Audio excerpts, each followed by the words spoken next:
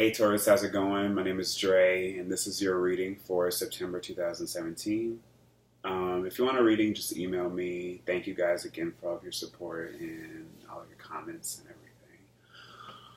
everything. So yeah, let's just get started. In the center, we have the All Gifted, which is it's like an extra card. I'm not really sure what it represents. I didn't really read the book yet. We have the Star in reverse. This is Tarot, Tarot Apocalypses. We have the Hermit in reverse. King of Wands in reverse.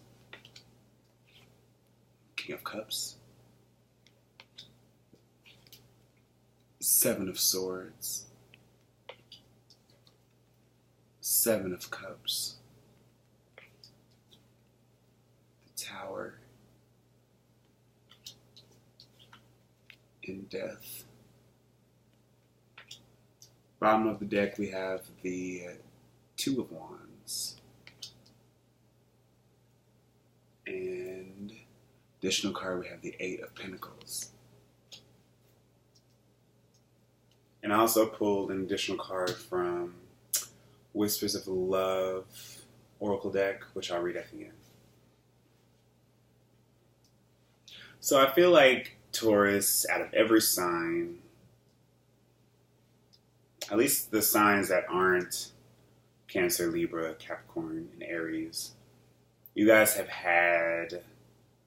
you're in a time where I feel like it's so important for you guys to come into touch, come to like a total understanding for what makes you guys the most comfortable, for what makes you guys just the most natural. You know, in the sky we have Uranus going into Taurus next year. Saturn is going into Capricorn. Pluto's in Capricorn. There's like this Earth shift with all these planets sort of going into Earth signs or deeper signs, like Jupiter is going into Scorpio soon,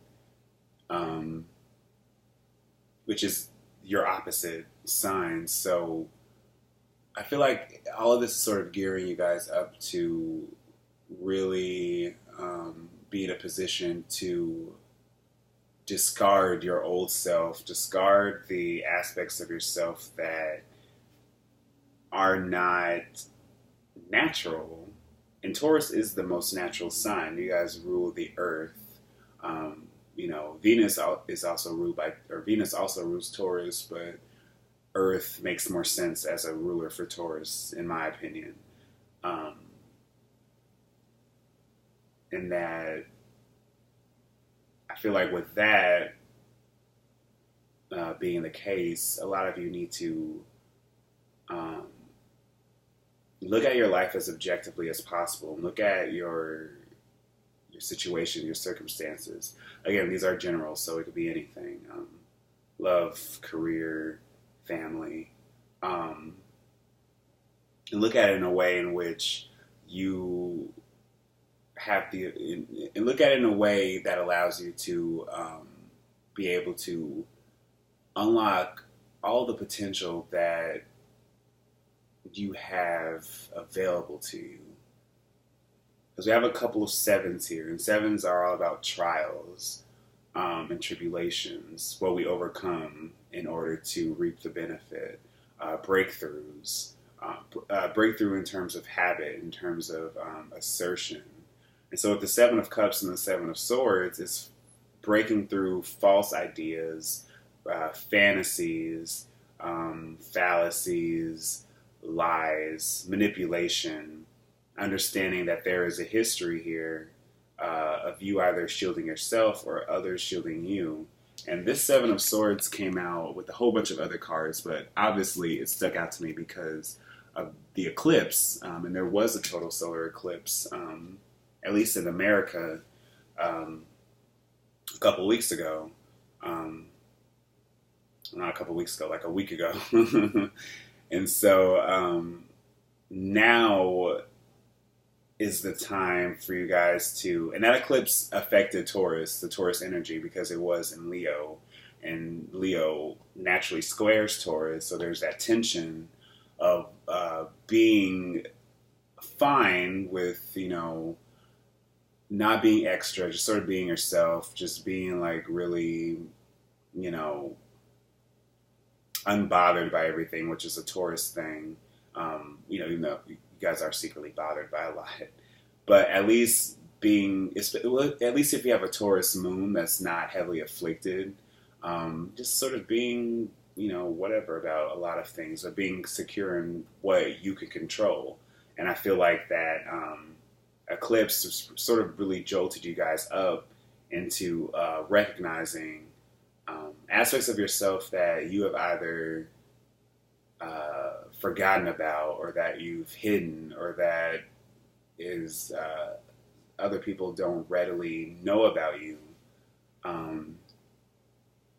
So I feel like that with that came like a breakthrough in terms of what part of me is, what part of my journey is real, what part of my understanding of myself and the people around me and my family and my history, what part of that is just a fantasy, and what part of it is actually real? What is steeped in reality? What can I control? What can't I?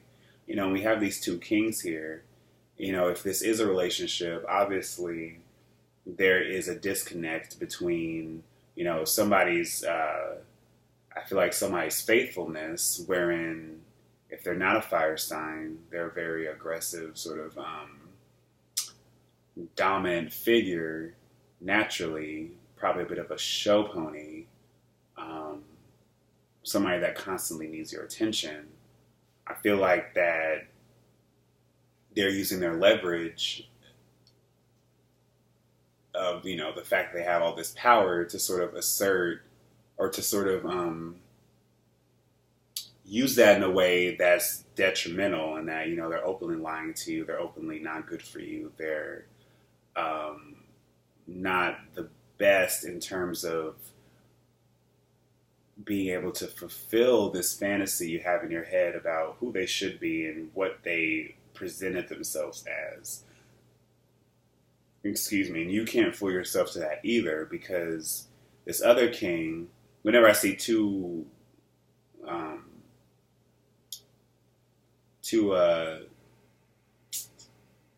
court cards, that's what they're called.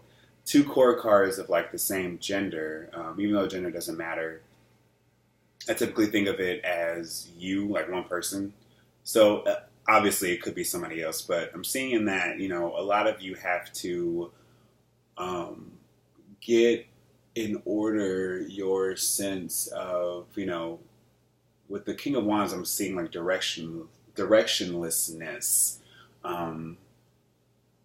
And that you might feel like a lot of things you do are out of futility, that, nothing really, you're working and making this money, you're putting your all into everything, but you're not seeing the benefits. Or it's like, especially with this tower, you're putting in all this work, but it just seems like the world around you either is so crazy and so chaotic, it could be existential, with talks of nuclear war and talks of, hurricanes and all that stuff, that could really be bothering you. Some of you, especially if you are, have been affected by the hurricane, this could literally mean, or someone who had to deal with their home being destroyed or being flooded because of the hurricane. That's happening right now, at least in the United States. I know there's also monsoons happening in Southeast Asia. I'm not really sure which country, but I know that's going on at the same time. So that could be sort of on your mind, that whole sort of thing. Or if you're in the path of the tropical storm, it's a tropical storm now, so you could be in that path. Again, stay safe. And for others of you, I'm seeing it as like, it's hard for you to finally to feel balanced, to feel like you're in control of everything, because on one hand, you're putting in all this work, you're putting in all this effort to try to make something happen, to make money, to, get that promotion. But on the other hand, it's like you haven't truly fully connected with, you feel spiritually, probably a lot of you probably feel spiritually dead. especially if you don't have a lot of water energy.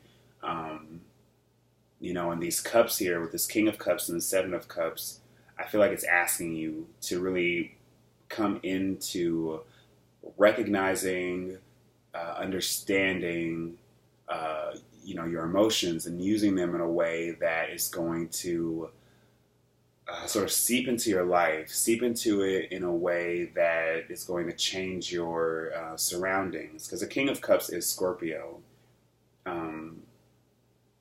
who's more concerned about recognizing the here and now and transforming your environment in a way that, maybe these fantasies just aren't fantasies. Maybe it could become a reality. But you have to be able to pick out which fantasy or whatever makes the most sense in terms of being able to at least be manifested into the real world. Because not everything in the Seven of Cups is a fantasy. There is an actual reality there, but it's just that we're so distracted and we're so, and it all comes from that sense of helplessness that we want everything to work out perfectly. We want everything to just sort of happen. But, a lot of that stuff is just noise that is only meant to be noise.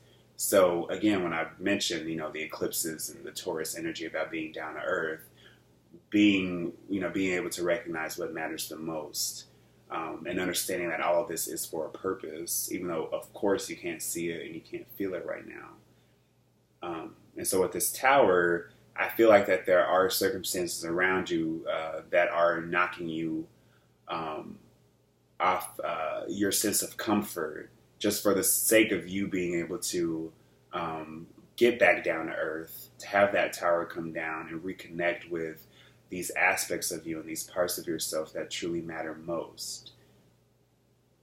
And again, with this Hermit card and with the Hermit card and with the Star in reverse, with the King of Wands in reverse, there's this sense of you, again, being directionless and being aimless, and feeling like all of your anything good coming to you is way down the line, or it's not there at all, or you have to keep going back to the drawing board. And there's parts of you that's just, it's hard for you to sort of accept what is happening, or how to accept it, or what to do with that.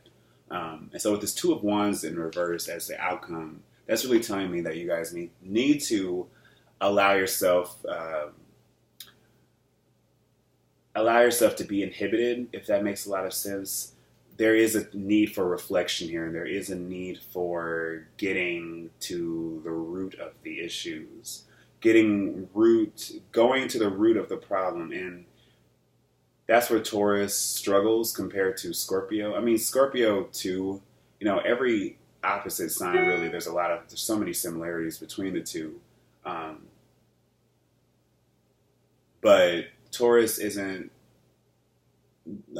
unlike Scorpio, isn't willing to go to those depths as often, to speak about the unspeakable, to think about the unthinkable, in a way to sort of transform yourself out of that, or to for good or for bad. In a perfect world, we all use self-destruction or self-analyzation or hitting the bottom as a way to rebuild ourselves up into something better. But that doesn't always happen. Some people become worse. Some people just don't really change at all. Or some people just are too afraid to just simply go there. But I feel like with this all-gifted card, as well as with every other card I see here, it's all about reconnecting and destroying. And if not now, I feel like when Scorpio season comes in a couple of months, that lesson is going to be just a little bit harder to, it'll be a lot more forceful. It'll be a lot less comfortable, because Virgo season is kind of okay for Taurus. So when I say planning, keep that in mind, because Virgo is in you guys' fifth house. So now should be a time of,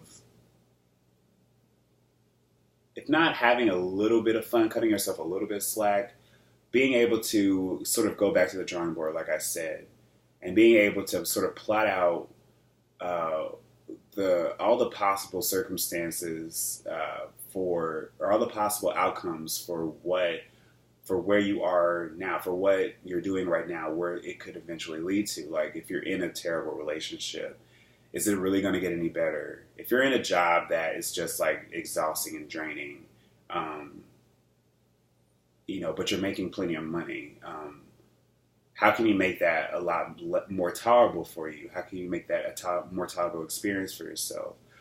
Are you too closed off? Are you caught up in daydreams? Is there too much negative thinking? Is there too much wishful thinking?